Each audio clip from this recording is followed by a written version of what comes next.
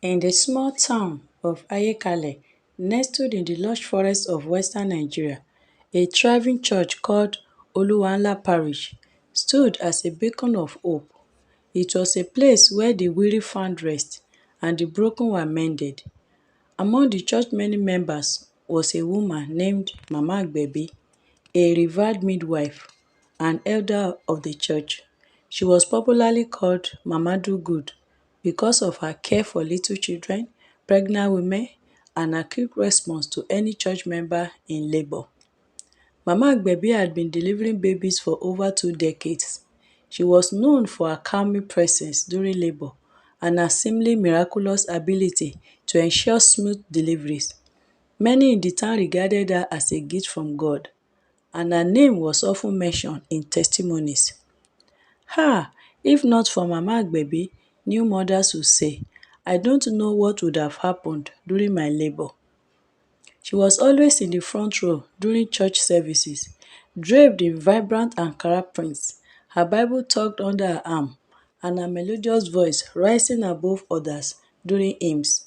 Yet, beneath her gentle facade lay a dark secret. Over time, strange occurrences began to plague the families of the children Mama Agbebi delivered. Some of the babies fell mysteriously ill, while others grew into troubled adults with unexplained behavior. Whispers began to spread, but no one dared accuse the revered midwife. One Sunday, Pastor Ezekiel, the fiery but compassionate shepherd of Oluwanla Parish, preached a sermon on hidden sins. Whatever is done in secret will come to light, he proclaimed, his voice echoing through the sanctuary. The congregation shifted uncomfortably in their seats, but Mama Agbebi sat still, her face impassive. That week, a young couple approached Pastor Ezekiel. Their newborn, delivered by Mama Agbebi, had been crying incessantly since birth, and no doctor could explain why. She said the baby was special, the mother whispered, but Pastor, something doesn't feel right. Pastor Ezekiel began to pray fervently about the situation. As he sought divine guidance, he received a disturbing vision. He saw a dark chamber where a hooded figure held a crying infant. The figure chanted incantations and strange symbols glowed on the floor. The vision ended with the sound of a baby's wail turning into a sinister laugh. Shaken but determined, Pastor Ezekiel decided to investigate further. He discreetly gathered accounts from families whose children had been delivered by Mama Agbebi. Their stories bore eerie similarities: unexplained illnesses, erratic behavior, and strange marks on their bodies.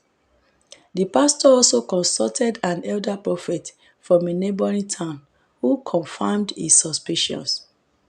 There is a spiritual transaction happening, the prophet warned.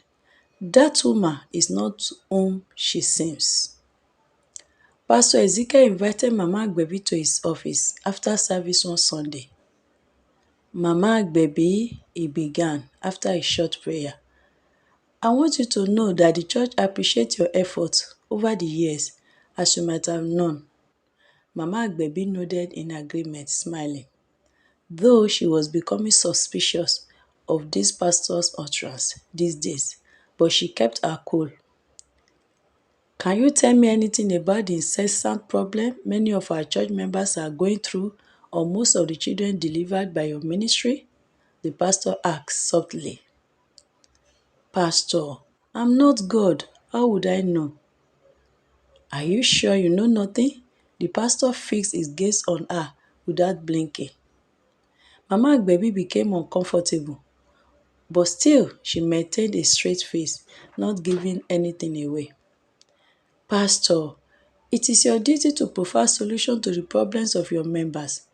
I don't know how that concerns me. If there is anything you know, feel free to tell me, she said, raising her voice slightly. Stop accusing me of what I didn't do. Pastor Ezekiel was surprised at her outburst. I have not accused you of anything, have I? I'm just, well, never mind. The Lord will reveal every hidden secret. And though hands join in hands, the wicked shall not go unpunished. Pastor, sir, I need to go. She stood up quickly and left. Pastor Ezekiel watched her leave. Woman, you are playing with fire, and it will surely burn you, he muttered to himself. After that day, Mama Agbebi avoided the pastor like a plague. She had tried severally to afflict him, but failed. Few weeks after, on a certain Sunday, Pastor Ezekiel called for a special prayer session. The atmosphere was charged as the congregation sang and prayed. Mama Agbebi was present, her hands raised in worship, but Pastor Ezekiel's piercing gaze never left her. Midway through the session, he called her out. Mama Agbebi, please step forward. A hush fell over the church as she hesitated, then rose with a smile that didn't reach her eyes. Yes, Pastor, she asked, her voice calm. The pastor began to pray intensely, and the congregation joined in. Suddenly, Mama Agbebi let out a blood-curdling scream. Her body convulsed, and her carefully crafted facade crumbled. Under the power of the prayers, she confessed. She had been a member of a secret society that required her to dedicate newborns. She admitted that she performed rituals on the babies. She delivered, marking them spiritually to ensure their lives were bound to the society's control. Immediately after she delivers a baby, she takes them to an inner room for cleansing. There she raised the baby up as if to God and muttered strange words, but it was actually to a deity in her cult. When she does that, the baby will give a loud cry as if pierced by a needle. Most times people hear this, but they never suspect a thing, but rather rejoice that their baby is bringing out a healthy cry and is alive. The congregation erupted in gasps and cries of disbelief.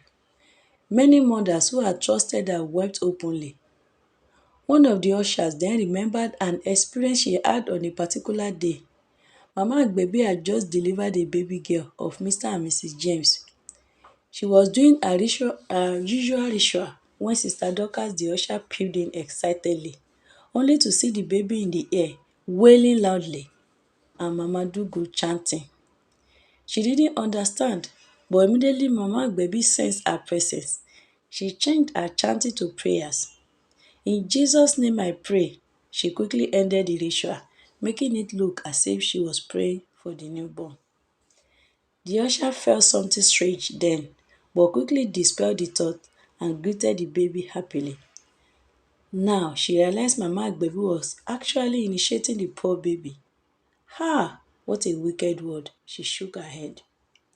The church elders convened immediately. After much deliberation and prayer, it was decided that Mama Agbebi would be banished from the town. She was to leave at dawn, her belongings packed into a small bundle. On the day of her departure, the once revered midwife walked through the town's dusty streets, her head bowed in shame. The church prayed fervently for the protection of the children she had marked, and Pastor Ezekiel led deliverance sessions for weeks, breaking the spiritual chains she had placed on them.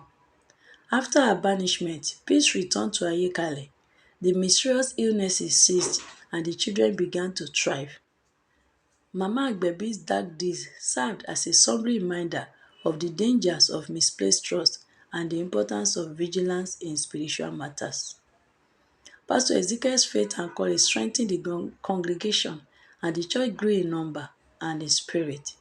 To this day, the story of the midwife in the sanctuary is told as a cautionary tale, a testament to the power of light to overcome even the deepest darkness. The end. Thanks for listening.